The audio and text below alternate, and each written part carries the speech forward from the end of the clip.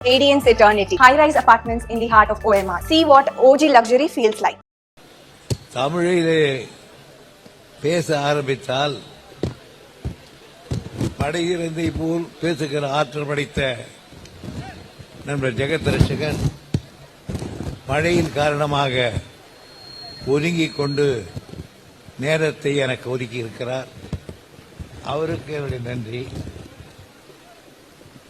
திமுக கூட்டம் என்றால் மழை வர வேண்டும். காரணம், இது ஆரம்பிக்கிற பொழுதே மழை வந்த கட்சி. இந்த கட்சியை அண்ணா அவர்கள் ஆரம்பித்த நேரத்தில் கொட்டும் மழையில் தான் ஆரம்பித்தார்கள். ஆகையினால் இந்த கொட்டும் மழை வந்தால்தான் நம்முடைய கட்சியினுடைய ஞாபகம் சின்னங்கள் வரும். எனவே இன்றைக்கு மழை வந்ததை பற்றி கவலை இல்லை. இந்த மழைக்கு நாம் பயந்து விடுவோமா? நினைத்து பாருங்கள். தீயிலே பாய்ந்து உயிரை விட்டிருக்கிறான் பல மறவர்கள். துப்பாக்கி குண்டுக்கு மார்பு காட்டியிருக்கிறான். விஷமருந்தி செத்து இருக்கிறான். விவரம் தெரிந்தே இறந்திருக்கிறான். அவர்களெல்லாம் செய்யாத ஒரு தியாகத்தை சற்று நேரம் இந்த மழையிலே நனைந்திருக்கிற நடத்தால் ஈடு இணை உண்டா? ஆகவே இந்த மழை வருகிறது என்பதற்காக அல்ல, இதை போல் பல திட்டங்களை நாம் ஆரம்பிச்சிருக்கிறோம்.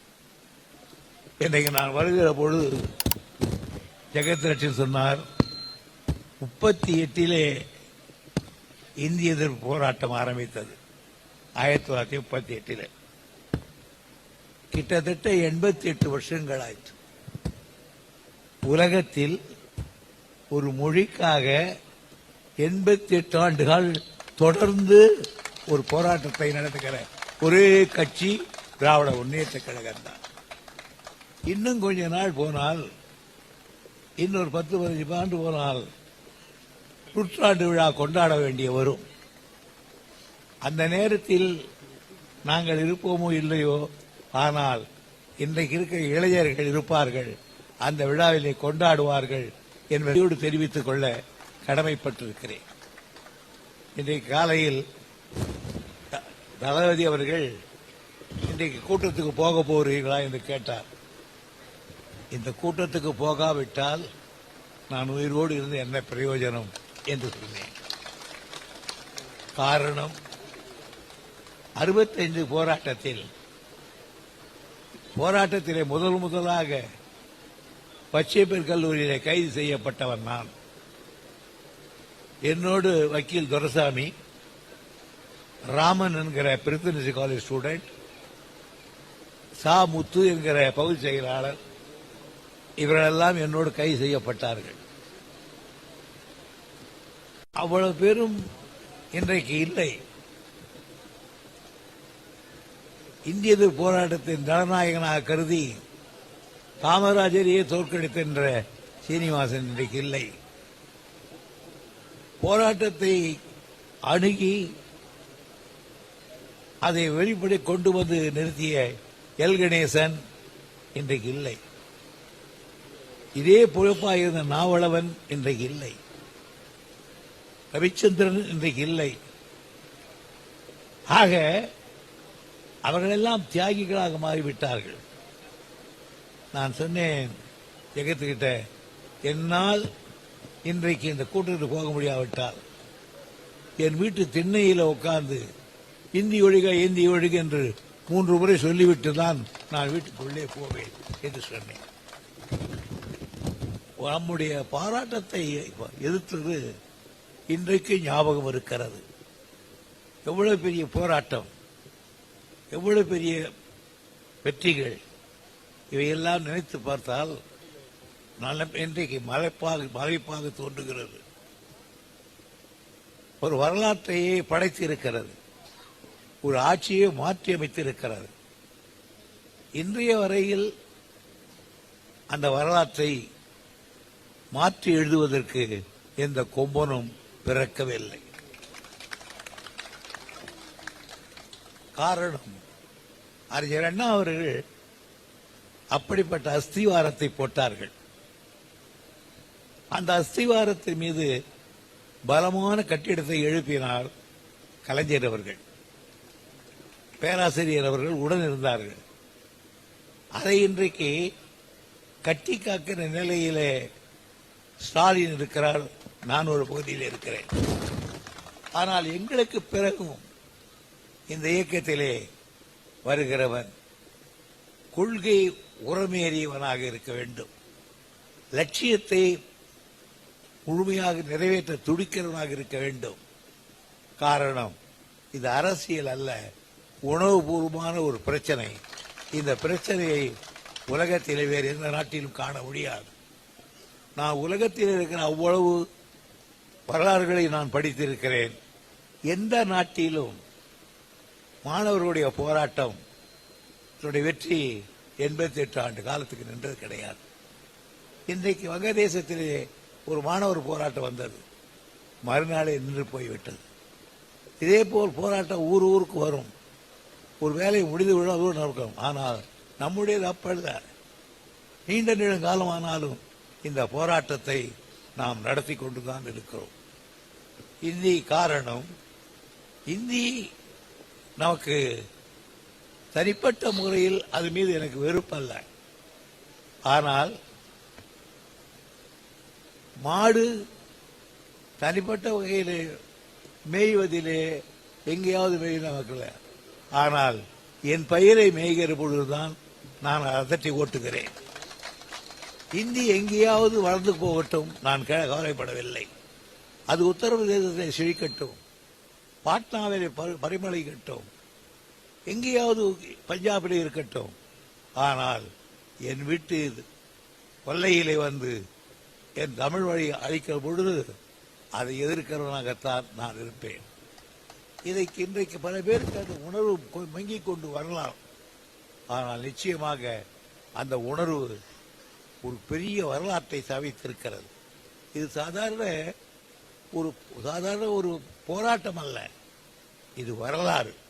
அந்த வரலாற்றை பதித்திருக்கிறவன் திராவிட முன்னேற்ற கழகத்தினுடைய கட்சிக்காரன். இன்னும் சொல்ல போனால் இந்த போராட்டத்துக்கு விதை ஊன்றியவர் அண்ணா, இந்த விதைவுக்கு பெருவேலி அமைத்தவர் கலைஞர், அதிலே நின்று காட்டவன் திராவிட முன்னேற்ற கழகத்துக்காரன். ஆகையினாலேதான் செத்து போவனை பார்த்தால் அத்தனை பேர் தொண்டன், தலைவர்களை விட தொண்டன். அந்த உணர்வோடு இருக்கான். அப்படி ஒரு உணர்வை படைக்கிற சக்தி அண்ணாவுக்கு மட்டும்தான் இருந்தது, கலைஞருக்கு மட்டும்தான் இருந்தது. அவற்றை எல்லாம் கட்டி காக்க வேண்டும். எனவே உங்களையெல்லாம் நான் கேட்டுக்கொள்வது, நான் ஒருவன்தான் இன்றைக்கு மிஞ்சி இருக்கிறேன். பிரித்தன்சி காலையில் ராமன் இருந்தார், அவர் இன்றைக்கு இல்லை. சீனிவாசன் இன்றைக்கு இல்லை, நாவலவன் இன்றைக்கு இல்லை, எல் கணேசன் இன்றைக்கு இல்லை. இது மாதிரி ஒவ்வொருத்தரா இல்லை. ஆனால் கோபாலசாமி லேட்டஸ்டா வந்து எங்களோடு சேர்ந்தார். அவருக்கு அப்போ சுதந்திர கட்சியில் இருந்தார். அதுக்கப்புறம் நாங்கள் அவரை கேலி பண்ணி வாயா என் கட்சிக்கு கூட்டிட்டு வந்தோம். ஆகையினால அதற்கு பிறகு இந்த போராட்டத்தை ஒன்றை தெரிவித்து விட்டு போகிறேன். எங்களை எல்லாம் ஒரு 15 நாள் ஜெயிலில் வைத்திருந்தார்கள். எல்லாம் ஒரு 30-40 போய் கடைசியில் 250 ஸ்டூடெண்ட். அங்க பெரிய தகராறு. அண்ணா உள்ள இருக்கார், வதி நாவலர்லாம் இருக்காங்க.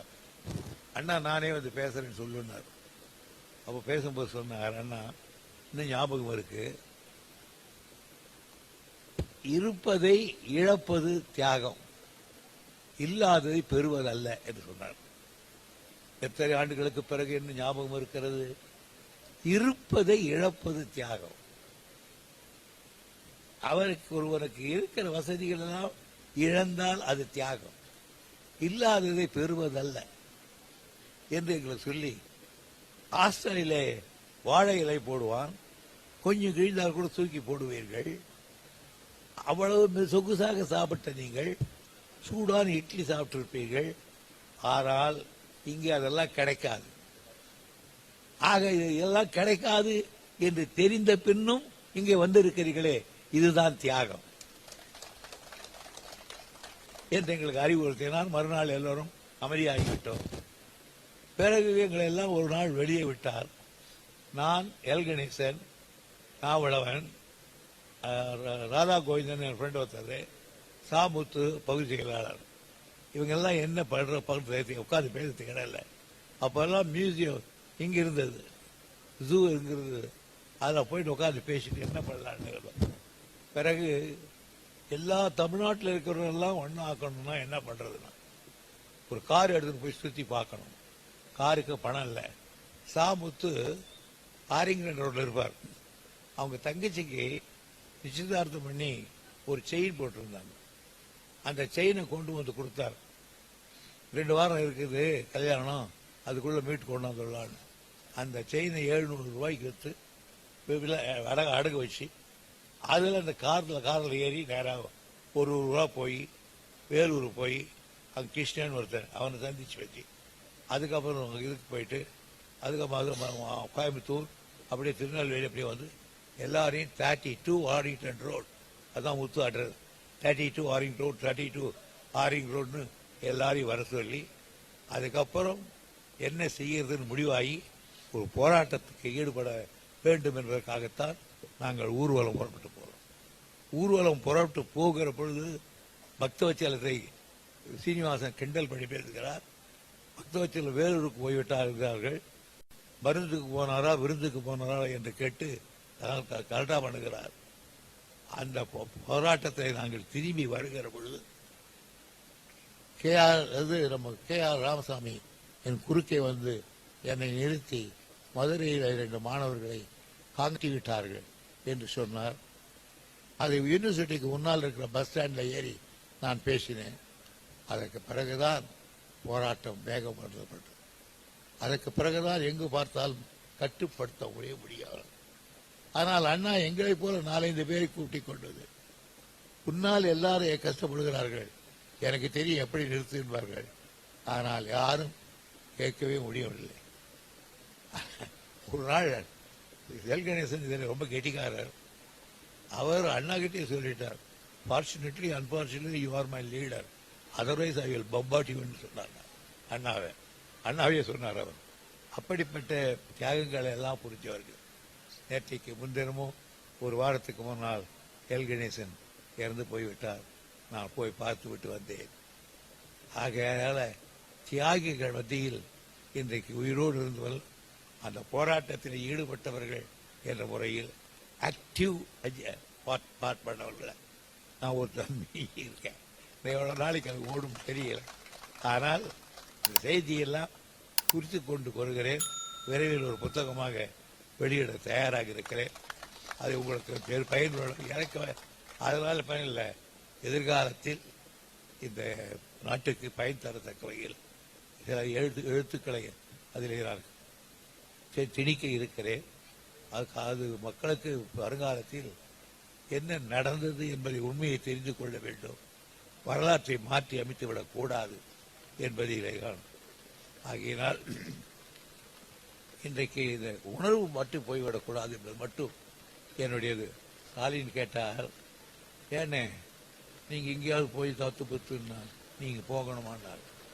தம்பி, அண்ணா பிறந்த நாளுக்கு